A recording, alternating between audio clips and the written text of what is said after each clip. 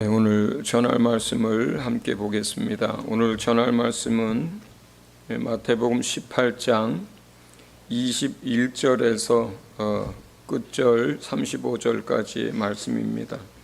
제가 천천히 읽어서 봉독하여 올립니다.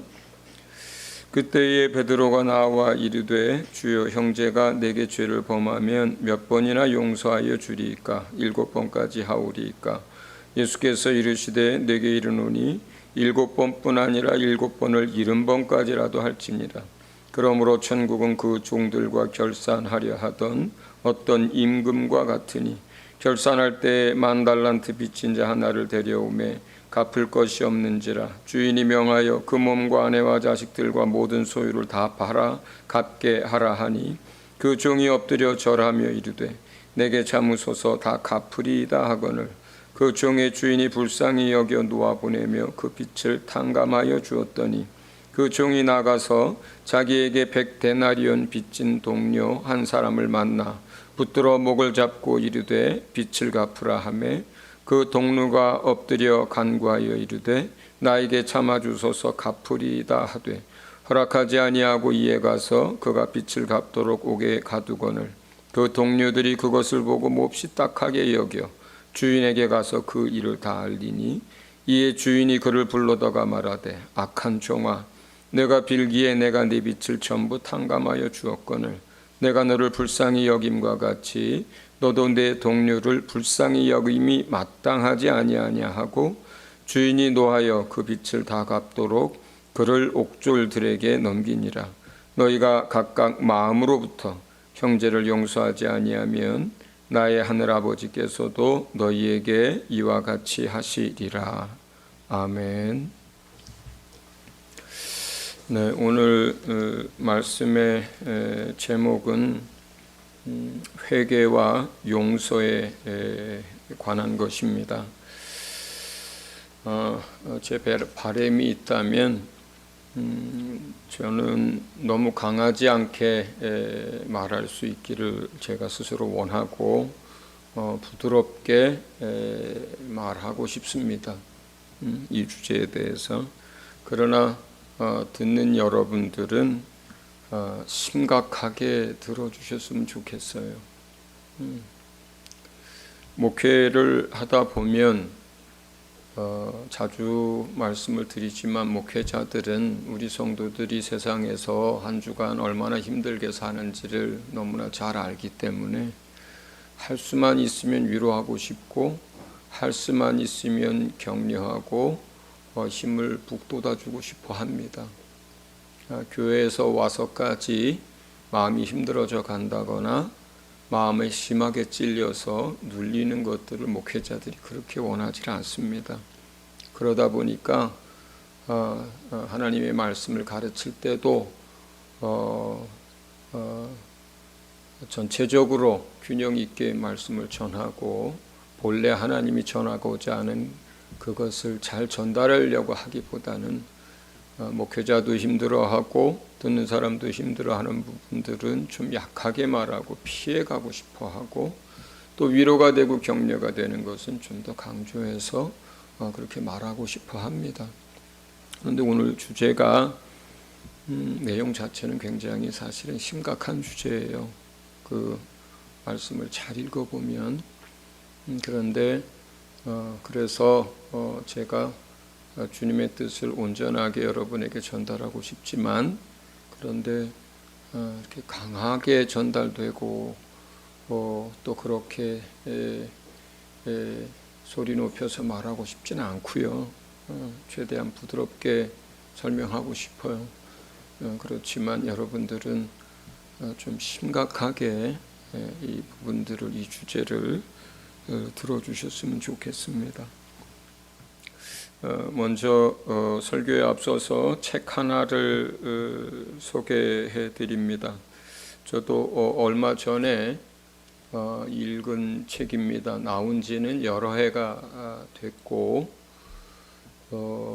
이 책은 30여 개, 거의 40개 나라 가까이에 번역이 돼서 많은 나라에서 굉장한 호응을 많이 일으켰던 책입니다. 한국에서도 이미 많은 사람들이 읽었고, 미국에서는 여러 주간에 걸쳐서 아마존이나 뭐 이런 쇼핑몰에서 베스트셀러 1위를 했었고 큰 이슈가 됐던 책이에요.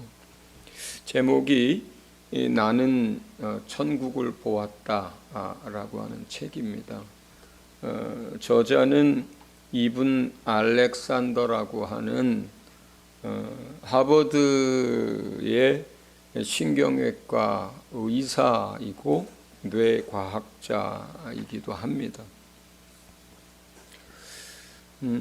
이 책 가운데는 이게 이제 임사체험을 적은 책인데, 임사체험이라고 하면 이제 죽음을 경험한 사람들이 다시 살아나서 본인들이 경험한 것들을 임사체험이라 그래요. 그래서 그런 걸 이제 많은 사람들이 간증도 하고, 또 예전에 아주 오래전에 한국에는 죽음 저편인가라고 하는 그 책으로도 아마 저희 이 서가에도 아마 제가 갖다 놨을 수도 있는데 그런 책이 있었는데, 그거는 그 당시 그분도 의사분이었는데 그분은 이제 죽었다가 살아난 사람들을, 전 세계에 있는 사람들을 인터뷰하고 그걸 공통점이라든가 여러 가지 이슈가 될 만한 것들을 잘 정리해서 나왔던 책이 한 권 있었습니다.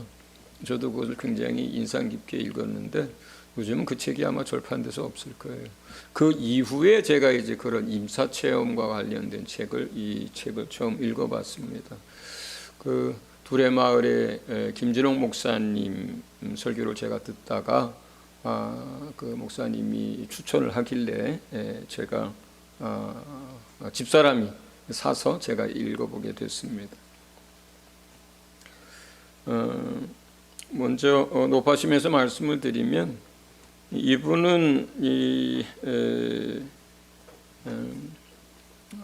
신앙 생활을 조금은 하긴 했지만 성공에 비슷해요. 거기에 뭐 신부님도 나오고 하는데 아내도 계시고 뭐 그런 걸로 봐선. 근데 제가 개인적인 입장에서 볼 때는 주님과의 인격적인 만남이 깊이 있거나 또는 성경적인 지식이 많거나 또는 영적 삶이나 신앙의 깊이가 있는 분은 아니세요. 그래서 이분이 경험한 것은 저는 굉장히 사실적으로 잘 표현했을 뿐만 아니라 사실이라고 봅니다. 경험 자체는. 그러나 그 경험을 이해하고 받아들이고 해석하는 부분에 있어서는 비성경적인 부분도 있고 영적이지 않은 부분들도 있고 좀 벗어난 부분들도 있어요.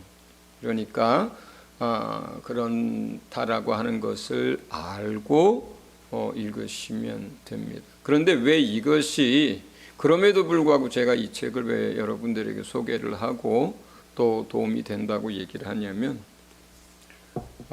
이분은 의학적으로 뇌사 상태, 그러니까 뇌가 더 이상 활동을 하지 않는 상태에서 7일간을 의학적으로 이제 뇌가 활동하지 않는 상태에서 7일간, 그러니까 의학적으로 죽은 거죠. 있다가 한순간에 모든 것들이 회복되면서 깨어났어요. 그리고 그 7일간에 있었던 일들을 기록을 한 거예요.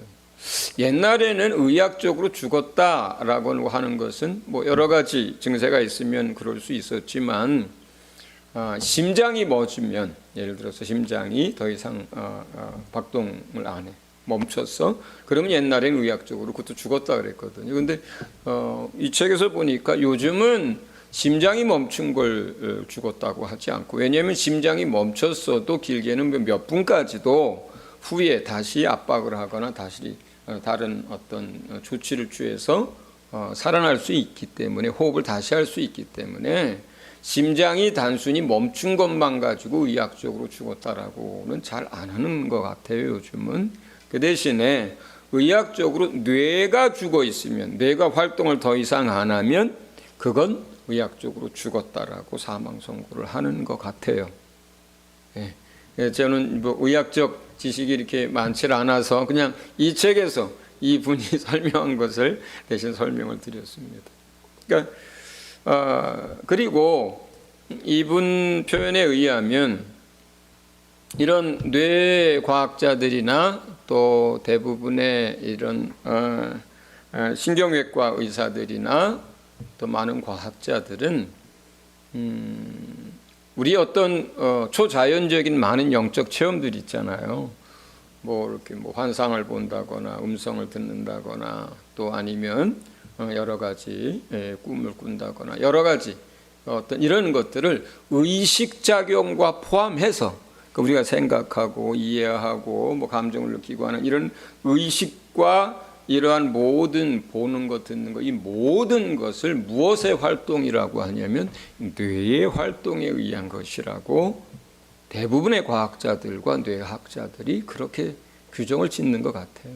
이분도 그러한 임사체험을 하기 전까지는 그렇게 이해했고 주장했고 가르쳤던 분이에요. 그러니까 그 이전에 어떤 임사체험의 이야기를 들었을 때도 이 사람들은 어떻게 그걸 이해를 했냐면 그건 실제로 죽은 게 아니라 뇌가 활동을 하고 있었고 심장은 멎었을지라도 그 뇌 안에서 일어난 천국을 보든 뭐 지옥을 보든 어떤 뭐 환상을 보든 뇌의 활동에 의한 것이라고 이해를 하는 거예요. 뇌과학자들이. 그래서 그러한 죽고 나서 뭐 심장이 멎고 나서 얼마 동안 있었던 여러 가지 뭐 이야기라든가 체험들에 대해서도 이 의사들이나 이런 과학자들은 대부분 그거를 아주 무시를 해버리고 그건 뇌 안에서 일어난 뇌의 활동에 의해서 본인 의식하지 않았지만 많은 것들을 보고 들고 경험했던 것일 뿐이다. 이제 이렇게 이해를 하고 가르쳤단 말이에요. 그런데 이 사람이 과학적으로, 의학적으로 뇌의 활동이 박테리아에 의해서 대장균 박테리아에 의해서 박테리아가 그 의식을 주관하는 그 뇌를 다 먹어버려 가지고 그래서 뇌 활동이 죽은 상태였었단 말이에요. 그 상태에서 뇌가 전혀 활동할 수 없는 상태였어요.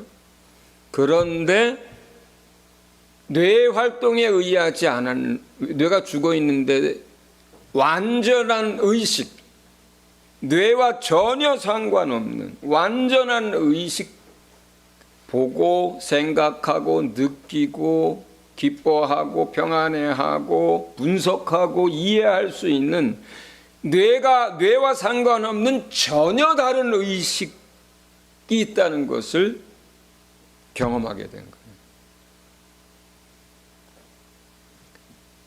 뇌의 활동이 죽었어요. 뇌에 의한 것이 아닌 완전히 전혀 다른 의식이 자기 안에 있다는 거예요. 그리고 그 의식 상태, 뇌의 의식이 아닌 다른 의식 상태에서 많은 것들을 보았고 오히려 그때의 그 의식이 더 실제 같고 이 땅에서 살아 있었던 것들이 그냥 잠깐의 꿈 같은 오히려 그 전혀 뇌의식이 아닌 다른 의식이 훨씬 더 실제적이고 훨씬 더 복잡하고 훨씬 더 사실적이고 더 과학적이고 더 많은 것들을 담고 있는 그리고 뇌는 죽어 있지만 그 다른 의식이 살아있는 상태에서 7일 동안 있을 때에 일어난 이 세상의 일들의 몇 가지들까지 다 기억하고 있는 그래서 그가 깨어났을 때에 자기의 이야기를 못 믿는 사람들에게 내가 죽었을 때 너희들이 병원에서 이런 일들을 하지 않았느냐 라고 말할 수 있었던 자, 그 뇌의 활동이 완전히 죽어 있어요. 그런데 전혀 다른 의식, 나가 존재하는 거예요. 내가. 그게 뭐예요? 우리는 너무나 잘 알죠. 영이죠.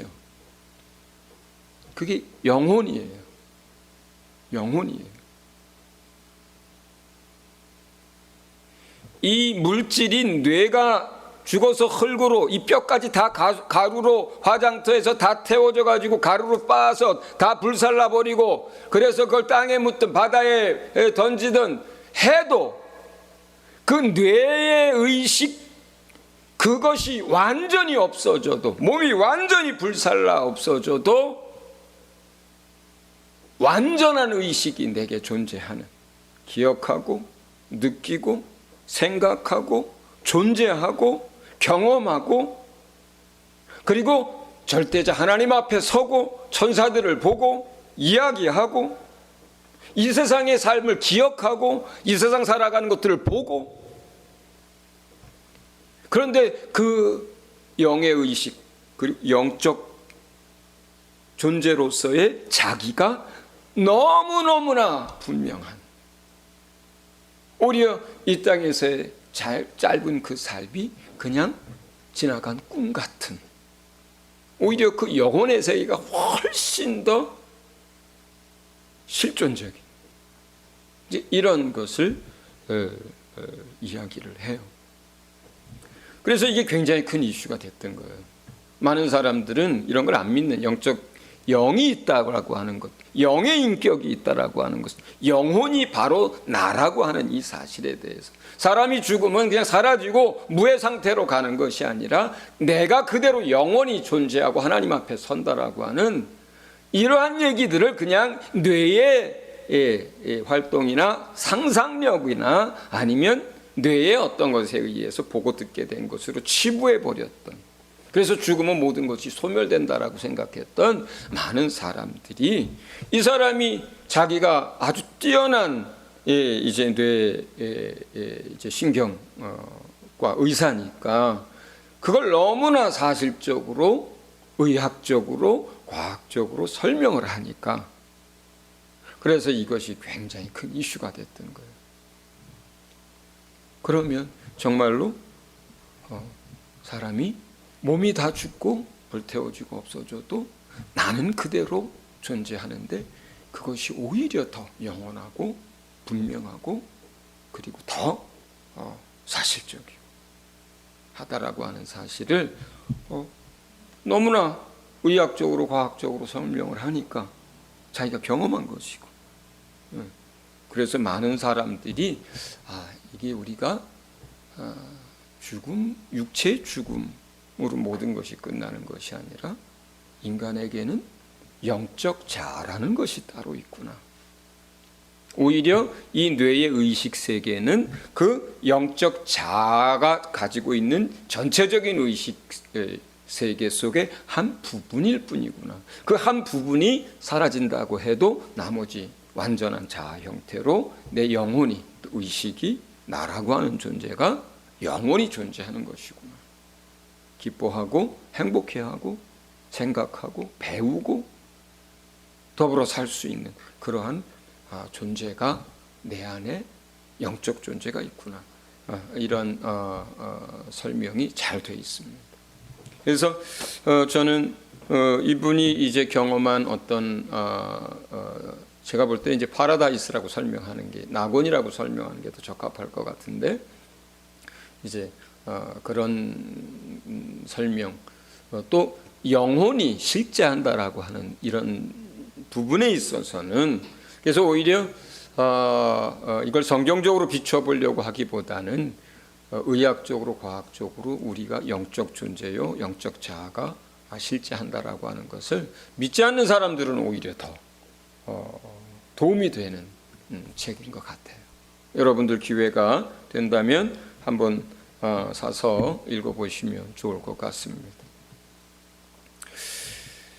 전도서 말씀을 같이 한번 읽어볼까요? 같이 읽어볼게요. 시작. 초상집에 가는 것이 잔치집에 가는 것보다 나으니 모든 사람의 끝이 이와 같이 됨이라. 산자는 이것을 그의 마음에 둘지어다. 지혜자의 마음은 초상집에 있으되 우매한 자의 마음은 혼인집에 있느니라. 네.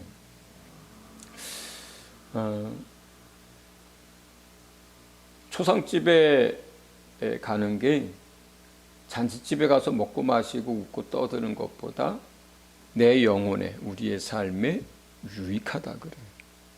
그리고 지혜로운 사람의 마음은 초상집에 있을 때 어리석고 우매한 사람의 마음은 혼인집에 있다 그래요. 지혜자의 마음이 초상집에 있다는 게 뭘까요? 지혜로운 사람은 늘 죽음에 대해서 기억하고 산다는 거예요.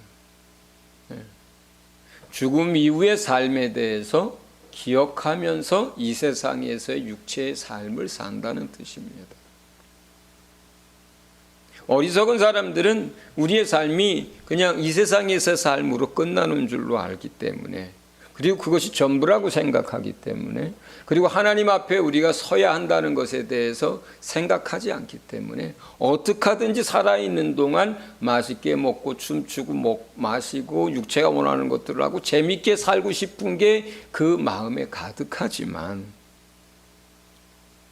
그러나 지혜로운 사람은 이 세상에서의 삶이라는 것이 참으로 짧은 시간이고 나그네와 같은 것이고, 그리고 이 세상의 삶이 기회이고 우리에게 하나님 앞에서 어떻게 살아야 할지 하나님이 우리에게 허락하신 그러한 정직이로서의 삶의 어떤 기회이기 때문에 우리가 하나님 앞에 우리의 삶을 내어놓을 날을, 하나님 앞에 서서 또 우리 삶에 대해서 계산할 날들을 기억하고 죽음에 대해서 잊지 않고 이 땅에서의 삶을 살아간다고 합니다. 지난주에 제가 말씀을 드렸었죠.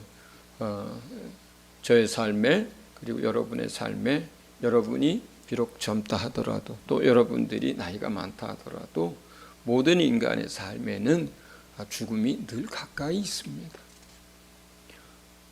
누가복음 말씀 우리 한 구절 읽어볼까요? 시작. 하나님은 이르시되 어리석은 자여 오늘 밤에 내 영혼을 도로 찾으리니 그러면 내 준비한 것이 누구의 것이 되겠느냐 하셨으니. 네, 하나님이 오늘 밤에라도 우리 영혼을 데려가실 수 있는 거예요. 모든 인간에게 똑같습니다.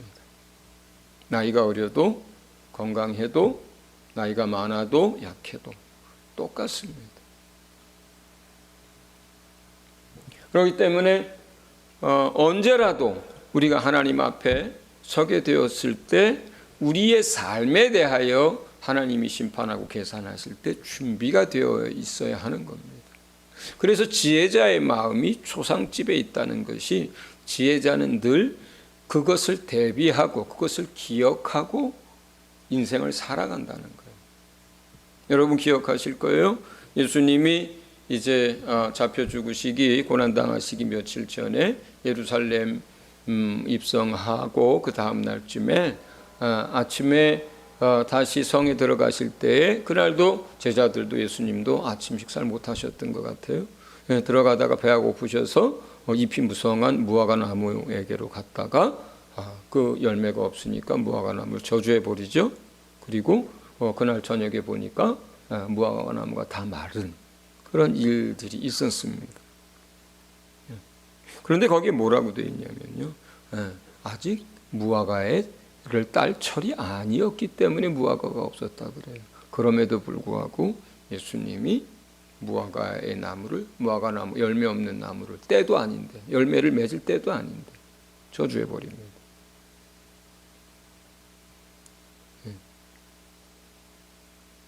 주님은 우리 삶에 있어서 꼭 나이가 차서 70, 80대 때가 됐으니까 그 영혼을 도로 찾는 그런 분이 아니세요. 주님이 원하시면 아무 때나 우리는 우리 인생을 주님 앞에 보여드려야 되고, 주님이 우리를 부르시면 아무 때나 가야 하는 거예요.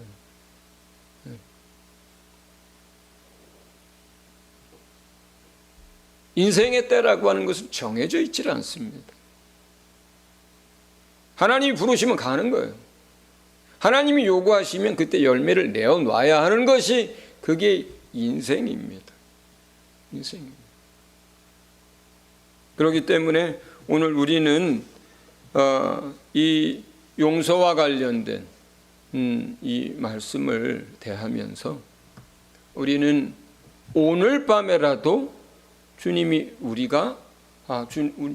우리를 부르실 수 있다는 것을 기억해야 하고, 오늘 당장이라도 주님은 네 인생의 열매를 내놓으라고 우리에게 요구하실 수 있는 주님이라고 하는 것을 우리가 알고 이 말씀을 들어야 됩니다.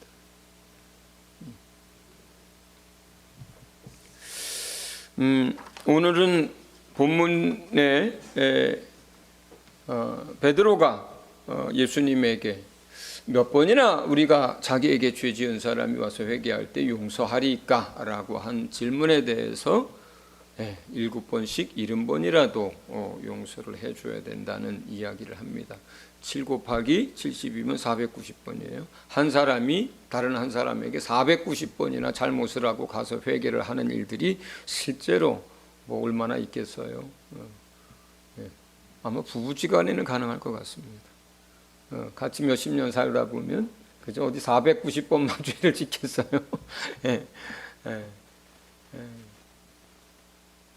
끝까지 용서하라는 이제 주의 말씀이셨는데, 자, 회개와 용서에 대한 주님의 말씀을 여러분에게 전합니다. 예를 들어서 10계명을 예를 들면 1계명부터 4계명까지는 누구에게 죄를 짓는 거예요? 하나님에게 죄를 짓는 거잖아요. 그렇죠? 안식일을 범하는 것도 하나님에게 범하는 거예요. 그렇죠? 그 죄 이름을 망령되게 우리가 일컫는 것도 하나님에게 범죄하는 거예요. 그렇죠? 우상을 섬긴다고 해도 그건 이제 하나님 앞에 죄를 짓는 거죠. 그렇죠? 그런데 5계명부터 10계명까지는 우리가 사람에게 죄를 짓는 거라고 하고 사람과의 관계라고 얘기를 하지만 정확한 표현은 아니고요. 5계명부터 10계명은 죄를 짓는 대상이 둘이에요. 내가 사람을 미워해서 죽이잖아요. 그러면 첫 번째는 하나님께 죄를 짓는 것이요, 두 번째는 사람에게 죄를 짓는 거예요. 그렇죠? 내가 간음을 하잖아요. 첫째는 하나님 앞에서 내가 간음이라고 하는 죄를 짓는 것이고 죄의 계명을 어겼기 때문에, 둘째는 사람에게 죄를 짓는 것입니다. 그렇다면 우리가 사람에게 어떤 죄를 짓는 그 일은 동시에 하나님에게도 죄를 짓는 거죠. 내가 어떤 사람에게 어떤 잘못을 했어요. 그렇다면 내가 사람에게만 죄를 지은 게 아니라 하나님에게도 죄를 짓는 것이 돼요. 그렇죠? 그런데 그렇게 죄를 지어놓고 나서 회개할 때 사람들이 많이 착각을 해요. 내가 누군가의 자식을 죽였으면 그 누군가의 그 자식의 가족들에게도, 그 죽임을 당한 당사자에게도 죄를 지었고 하나님에게도 죄를 지었으니까, 그러면 회개를 하는 일에 있어서 어떻게 해야 하는 게 맞습니까? 첫째는 하나님에게 죄를 지었으니까 하나님 앞에 이 부분들을 고백하고 회개를 해야 하는 것이고, 그렇죠? 둘째는 사람에게 죄를 지었으니까 그 죽은 자에게는 용서를 구하지 못한다 하더라도 그 죽은 자의 부모나 가족들에게 가서 무릎 꿇고 회개하고 용서를 구해야 되는 거죠. 그렇죠? 그렇습니다. 여러분 혹시 밀양이라고 하는 영화를 기억하는지 모르겠어요. 그 배우 이영애 씨인가? 예? 무슨 영애? 전도연 씨인가요? 예. 전도연 씨가 이제 주연으로 나오고 거기에 그 주인공의 딸인가가 어떤 사람이 이제 살해를 해서 죽였어요. 그 영어가 지적하는 게 그거예요. 그 살인범이 나중에 잡혀가지고 감옥에 갔는데 그 감옥에서 주님을 만났나 봐요. 그래서 하나님 앞에 회개를 하고 마음의 평안을 얻었어요. 그리고 그 죽은 아이의 엄마는 너무너무나 고통스러운 가운데 그 큰 아픔 속에서 그 죽은 아이의 엄마도 하나님을 만났어요. 그래서 하나님께 자기가 용서받았다는 걸 알게 됐어요. 그리고 그가 너무너무나 힘들지만 자기가 이제 하나님께 큰 죄를 용서받았으니까 자기 딸을 죽인 그 사람도 용서하려고 찾아갔어요. 그랬는데 이제 그 감옥에 갇혀 있는 살인자 범인이 자기는 벌써 하나님 앞에 회개해서 용서받았다는 거예요. 그리고 평안하게 있어요. 거기서 그 죽은 아이의 엄마가 뒤집어집니다. 내가 용서한 일이 없는데 누가 용서했냐.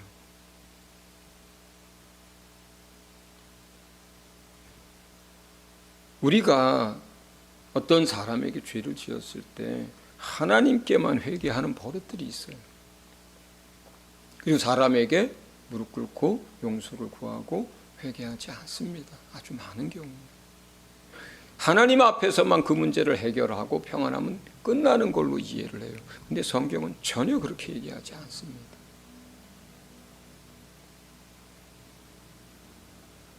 사람 앞에도 하나님 앞에도 둘 다 회개하고 용서를 구해야 하는 거예요.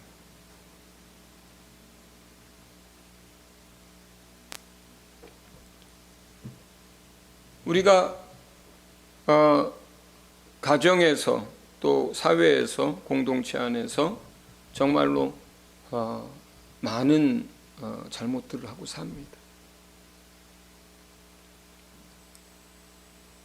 그런데 그렇게 많은 잘못을 저지르고 사는데 사람에게 찾아가서 회개하고 용서를 구하지 않으면 어떤 일들이 벌어지냐면, 첫째는 그 당한 사람들 안에 상처와 눈물과 아픔과 분노가 그대로 남아있는 경우가 굉장히 많고,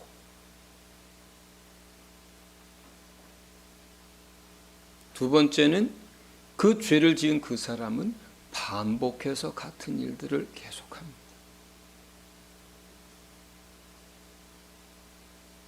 그걸 부부간의 이야기로 설명을 할게요. 한국은 유교적 문화의 뿌리가 깊고, 그리고 남자들이 여자들에 대해서 무시하는 경향들이 있고, 그리고 함부로 하는 경향들이 있습니다. 남의 여자에게는 그렇게 안 해도 자기 아내에게 혈기 부리고 언성 높이고 욕하고 그럽니다. 그래 놓고 미안해하고 그냥 또 아주 정미안하면 선물 하나 하고 그냥 지나가는 말로 그냥 내 마음 알아주겠지 하고, 또는 그냥 건성으로 미안해하고 맙니다. 그렇게 하면 어떻게 되는 줄 아세요? 대부분의 경우는 그 사람이 그 일로 하나님 앞에 회개했어도요, 그 아내에게 그 다음에 똑같은 짓을 반복합니다.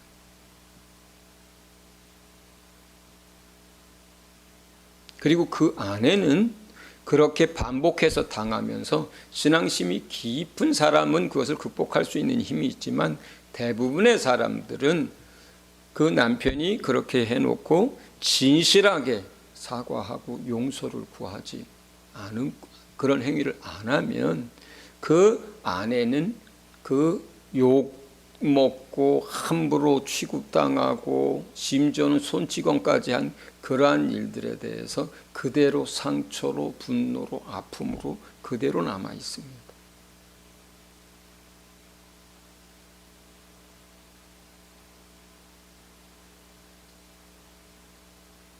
우리가 개신교 사람들이 정말 잘못하고 있는 것 중에 하나, 또 목회자들이 잘못 가르쳐 준 부분 중에 하나가 이 부분이에요.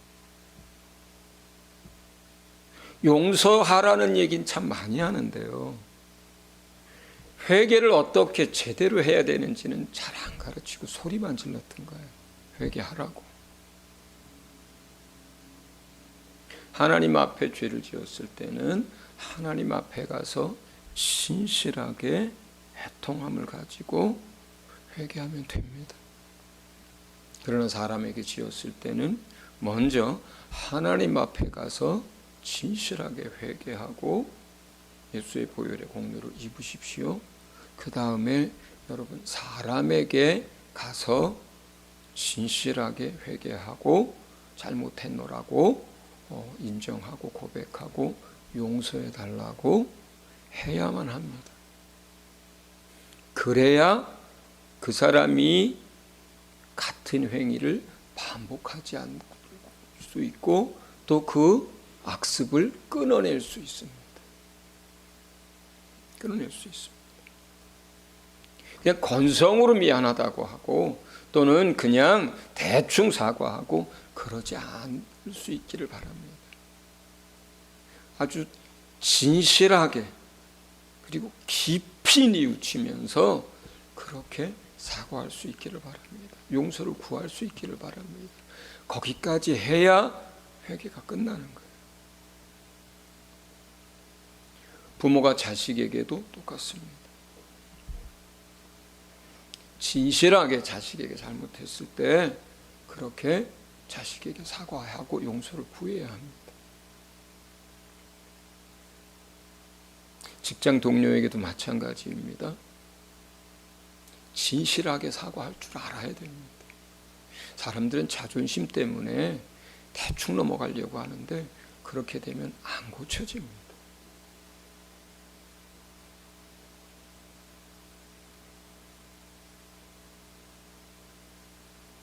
우리 교회 안에도 제가 담임 목사이고 목회자이니까 또 교회가 적다 보니까 여러분들 가정사에서 일어나는 일들을 다 듣습니다. 여러분, 특히 남편 되신 여러분, 아내에게 소리 지르고 아내에게 함부로 하고 아내에게 욕하고 했던 거 하나님 앞에 여러분들 회개하셨으리라고 생각합니다. 그러나 여러분들 아내에게 진실하게 회개하고 용서를 구하시기 바랍니다. 그래야 여러분이 그 악습에서 벗어납니다. 자식에게 잘못한 거 그와 같이 하시기 바랍니다. 아내 된 여러분, 남편에게 함부로 하고 남편 자존심 짓밟고 그러고 또 무시하고 했던 거 여러분 그냥 남편이 나한테 그랬으니까 이렇게 해도 이렇게 할 게 아닙니다. 남편이 죄 지은 건 남편이 하나님 앞에서 내 앞에서 해결해야 되는 부분이에요. 상대방이 나한테 그랬으니까 내가 한 건 정당방위고 그래도 괜찮다라고 하는 것 하나님은 그렇게 생각 안 합니다. 각각이 잘못한 것들이기 때문에 아내 되신 여러분들 남편들에게 진실하게 회개하고 용서를 구해야 됩니다. 자식 된 여러분들 부모에게 잘못한 것들 그냥 대충 넘어가는데요. 그러면 안 됩니다. 부모님한테 정말로 진실하게 함부로 대한 거, 불순종한 거, 부모님 마음에 또 못 박은 거, 무례하게 행동했던 거 이거 부모님 앞에 용서를 구해야 하는 거예요. 회개해야 되는 거예요. 용서의 문제에 있어서는 그래서 첫 번째가 뭐냐면 누군가 나에게 죄를 짓고 내게 와서 회개하거든 이렇게 시작하는 거예요. 첫째가 상대방이 남편이 됐든 아내가 됐든 자식이 됐든 부모가 됐든 진실한 마음으로 이제 잘못을 뉘우치고 그것에 대해서 용서를 구할 때 주님은 끝까지 용서하라고 우리에게 가르칩니다. 어떤 사람은 용서하기 싫다는 얘기를 할 때도 있습니다. 용서하고 싶지 않다고 얘기를 할 때도 있습니다. 또 심지어 용서하지 않겠다라고 얘기하기도 합니다. 물론 그만큼 상처가 깊은 것일 수도 있고 그만큼 아픈 것일 수도 있고 그만큼 당한 것이 많아서 그럴 수도 있습니다. 그러나 여러분, 주님은 뭐라 말씀하시냐면 그것은 네가 당한 게 많아서가 아니라 그래요. 용서하지 않는 것은 상처가 깊어서 그럴 수도 있지라고 주님은 그렇게 얘기하지 않습니다. 용서하고 싶지 않다고 할 때, 용서가 안 된다고 할 때, 용서하기 싫다고 할 때, 마치 내가 용서하면 나만 손해보는 것 같고, 마치 내가 용서하면 나만 바보가 되는 것 같고, 용서하면 나만 당하고 사는 것 같아서 용서하기 싫다고 할 때가 많습니다. 내 안에 상처가 남아서 그렇다고 할 때가 많습니다. 그런데 주님은 용서하지 않는 그 우리 안에 그 진짜 이유를 뭐라고 얘기하냐면, 오늘 본문에 뭐라고 얘기하냐면 악한 거라고 얘기해요. 상처가 많아서가 아니고 당한 게 커서가 아니라 네가 악해서 용서하지 않는 거라고 주님이 얘기해요.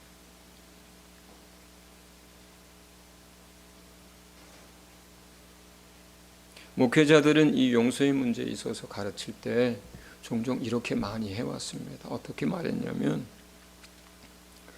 용서하지 않으면 자기 손해야. 용서는 첫 번째 자기를 위해서 하는 거야.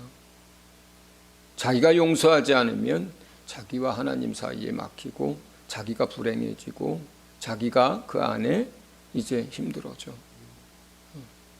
그러니까 용서는 너 자신을 위해서 해. 예, 한 부분 맞습니다. 한 부분 맞아요. 그 얘기. 그런데 그거보다 더 앞서는 게 있습니다, 여러분. 용서하지 않는 근본적인 이유는 우리 악함 때문이에요. 왜 주님은 그걸 악하다라고 하냐면 오늘 주님 비유에서 그렇게 가르치셨어요. 우리는 한 달란트의 죄를 용서받은 사람들이고 상대방이 나에게 잘못한 것은 끼케야 100데나리온이라고 설명한 거예요. 금 한 달란트는 우리나라를 기준으로 했을 때 하루 일당을 보통 평균 노동자의 하루 품삯을 10만 원으로 잡았을 때 90억입니다. 금 한 달란트가. 그리고 100데나리온은 하루 일당 10만 원으로 계산했을 때 1000만 원이에요.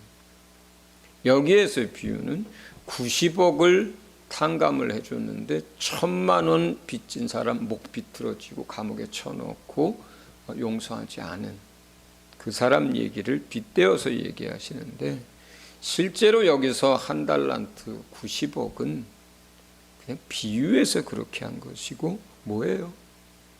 하나님께 받은 우리 용서에 대한 무한한 가치에 대한 비유일 뿐입니다. 하나님 앞에서 우리가 받은 용서의 크기는 90억으로 계산될 수 있는 게 아닙니다. 여러분, 하나님 자신이기도 한 하나님의 아들의 생명과 고난의 값을 어떻게 90억으로 계산할 수가 있겠어요? 영원토록 갚아도 갚을 수 없는 무게를 그냥 비유로 한 달란트로 설명한 거예요. 그러니까 우리가 하나님으로부터 용서받은 자라면 우리에게 사람이 어떤 죄를 지었을지라도 그것을 용서하는 것이 오늘 본문을 뭐라 그래요? 마땅한 거라 그래요. 그럼에도 불구하고 용서하지 않는 건 뭐예요?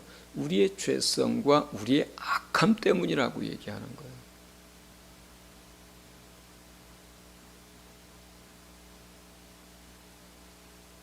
그 악함에 대해서 하나님이 진노한다라고 오늘 본문은 얘기하는 거예요. 여러분, 우리 공동체 안에도 적어도 그냥 제 눈에 보여지는 대로만 얘기한다 해도 여기 본문에서 표현하는 대로 마음으로, 중심으로, 진짜로 용서하지 않고 사는 사람들이 여럿 있습니다. 생각해 보세요. 죄를 지은 사람은 하나님 앞에는 고백했을지라도 그 당사자에게는 진실하게 회개하고 용서를 구하지도 않고 있고, 또 그것을 당한 사람들은 마음으로 중심으로 상대방을 용서하지도 않고 있고, 만약에 그게 부부 사이에서 일어난다면 그 부부는 어떻게 되겠어요? 그게 부모 자식 가운데 일어난다면 그 부모 자식의 관계는 어떻게 되겠어요? 그게 형제 가운데서 일어난다면 그 어떻게 되겠습니까? 교회 안에 성도들 가운데 이러한 일들이 일어난다면 어떻게 되겠습니까? 진실하게 회개하고 용서를 구하지 않은 사람은 끊임없이 아내에게, 남편에게 똑같은 행위를 할 것이고, 교회 안에서 형제와 자매와 또 교회 안에 있는 믿음의 사람들에게 또 같은 짓을 또 할 거예요. 사람 바꿔가면서 그렇게 할 거예요. 무시하고 무례하고 함부로 하고. 그러니 가정이 깨어지고 부모 자식과의 관계가 깨어지고 교회 안에 분리가 일어나고, 그 모든 것들은 원수에게 틈이 되고 올무가 돼서 교회를 해집고 가정을 해집고 따로 있는 것이 마음 평안. 그러한 가정과 그러한 교회 모습이 되지 않겠습니까?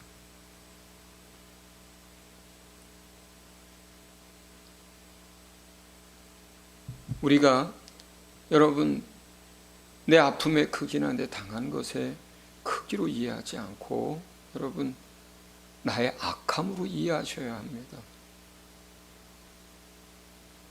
그게 우리의 죄성이라는 것을 이해하셔야 합니다. 속고 있는 거예요. 속고 있는 거예요. 저는 이렇게 회개치 않는 부분과 용서치 않는 부분에 대해서 성도들을 위로할 마음이 조금도 없어요. 그 위로가 무슨 소용입니까? 만약에 여러분의 영혼을 하나님이 오늘 불러가셔서 여러분이 하나님 앞에 만약에 서게 된다면 저의 위로가 무슨 소용이겠어요? 입에 바른 말일 뿐입니다. 사꾼 목자의 말이 될 뿐이에요. 그거는 우리가 회개치 않으면, 하나님에게 사람에게 회개치 않으면, 또 우리가 우리에게 죄 지은 자를 용서하지 않으면, 우리가 하나님 앞에 서게 됐을 때, 오늘 밤에라도 우리 영혼을 하나님이 불러갔을 때 우리는 어떻게 돼요?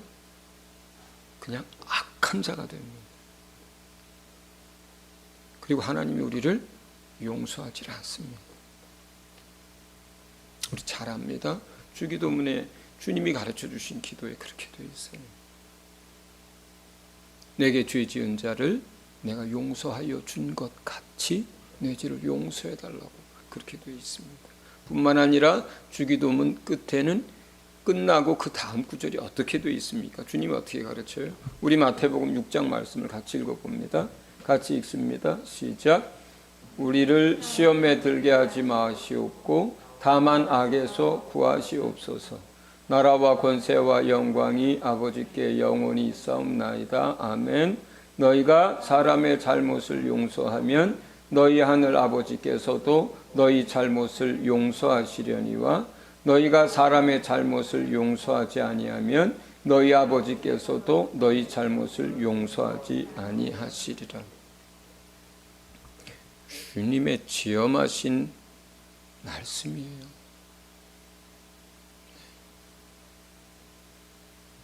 우리가 우리에게 죄 지은 자를 먼저 용서해 주지 않으면 주님이 우리의 죄를 용서하지 않겠다고 그냥 못 박으셨어요.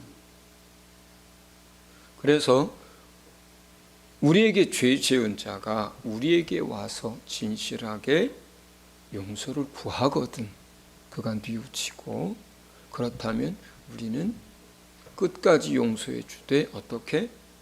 마음으로부터, 진실하게 중심으로부터 용서를 해 주셔야만 합니다.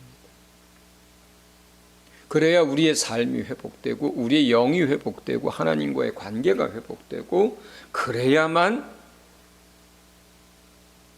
우리가 삶의 열매를 맺습니다.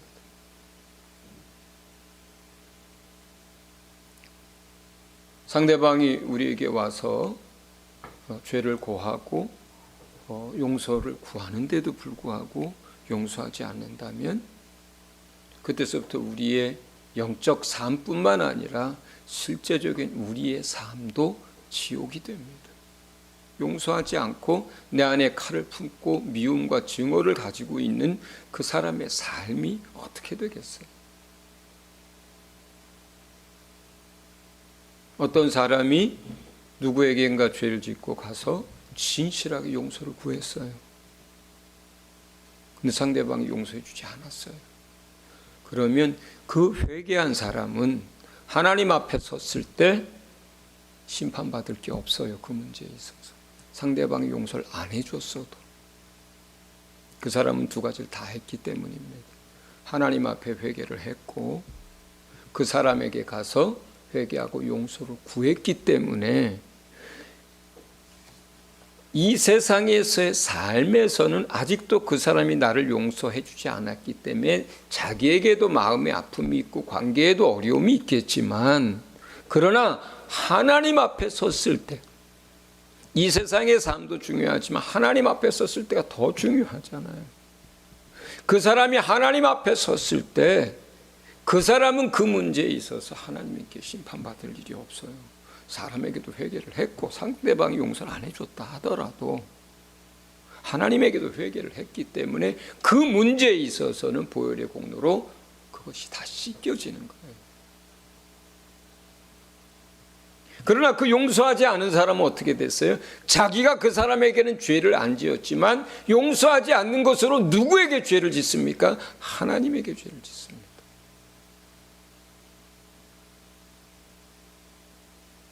그래서 그 용서하지 않은 그 사람은 하나님 앞에 심판 앞에 섰을 때 그 용서하지 않은 것에 대한 심판을 받습니다.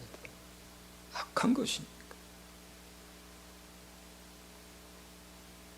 그러니까 죄 지은 사람은 상대방이 용서를 해주든 안 해주든 끝까지 진실하게 하나님 앞에 사람 앞에 회개하고 용서를 구해야 하는 것이고,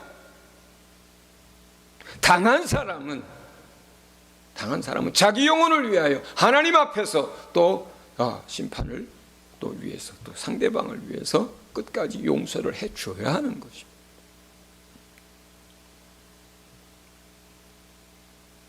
그리고 더 나아가서 용서에 있어서 더 나아가서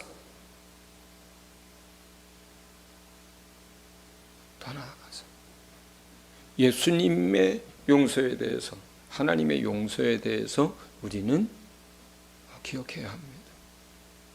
예수님은 자기를 못 박고 십자가에 매달고 모함하고 그리고 지금 십자가 위에서 그 끔찍한 고통 가운데서 숨도 쉴 수 없는 고통 가운데서 있으면서도 그걸 바라보고 그 고통 가운데 있는 그 사람을 바라보고 그 앞에서 무죄한 자를 십자가에 못 박아놓고 그 앞에서 비웃고 조롱하고 손가락질하고 하는 그 사람들을 향해서, 그들이 죄를 뉘우친 것도 아니고 깨달은 것도 아니고 그들이 예수님에게 회개를 한 것도 아님에도 불구하고 예수님은 하나님 앞에 저들의 죄를 용서해달라고 그렇게 절규하셨습니다. 우리가 우리의 믿음이 더 주님을 닮을 수 있다면, 그리고 우리의 믿음이 더 온전하게 성장할 수 있다면,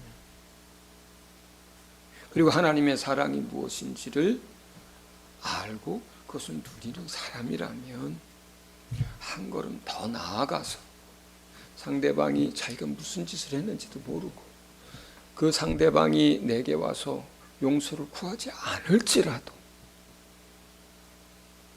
우리는 그를 불쌍히 여기고 하나님 앞에 그의 죄를 용서해 달라고 기도하고 내 마음에서 그를 용서할 수 있어야 합니다.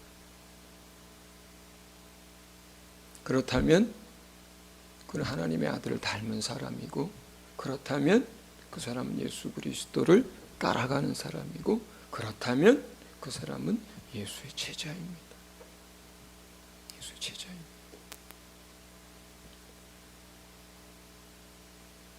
이 세상에는 자기가 무슨 짓을 했는지도 모르고 또 아직도 똑같은 죄악을 일상처럼 그렇게 살아가는 많은 사람들이 있습니다. 만일 우리가 그들이 죄를 뉘우치도 못하고 자신들이 무슨 짓을 나에게 했는지도 몰라도 그를 중심으로부터 불쌍히 여기고 또 하나님께 그 사람의 용서를 구하고 또 그 사람의 일들을 하나님께 맡겨드리고 내 마음의 증오를 내려놓고 상처를 주님께 오히려 내려놓고 내가 그를 용서할 수 있다면, 예수님처럼 그렇게 기도할 수 있다면, 그렇다면 여러분을 통하여서 하나님 영광 받으실 거예요. 그리고 여러분들을 통하여 이 땅 가운데 빛이 비춰질 거예요. 그리고 여러분들을 통하여 하나님이 우리를 어떻게 사랑하셨는지 세상으로 하여금 알게 할 수 있을 것입니다. 이 시간 우리 하나님 앞에 기도할 것입니다. 여러분, 우리가 우리 인생의 날 동안에 이 문제를, 또 오늘 이 문제를 해결할 수 있기를 바랍니다. 용서를 구해야 할 사람들에게는 용서를 오늘 구하시기를 바랍니다. 하나님 앞에 회개하고 사람 앞에 용서를 구하기를 바랍니다. 오늘 할 수 있기를 바랍니다. 또 누군가에게로부터 또 상처받고 아픔이 있었던 사람들, 아직 용서하지 못했던 사람들, 상대방이 내게 용서를 구한다면 당연히 용서를 해줘야 할 것이고, 그리하지 아니할지라도 하나님께 저들을 용서해 달라고 또 그들을 불쌍히 여겨달라고 그렇게 용서하시고 또 그들을 하나님께 맡겨드릴 수 있기를 바랍니다. 오늘 할 수 있기를 바랍니다. 그래서 오늘 밤에 주님이 우리 영혼을 불러갈지라도 우리가 주님 앞에 그 일로 말미암아 진노를 받지 아니하고 우리의 삶 가운데 주의 은혜와 사랑과 용서가 더 풍성하게 흘러갈 수 있도록 해달라고 하나님 앞에 이 시간 우리 한 목소리로 기도하며 나아가겠습니다. 기도합니다.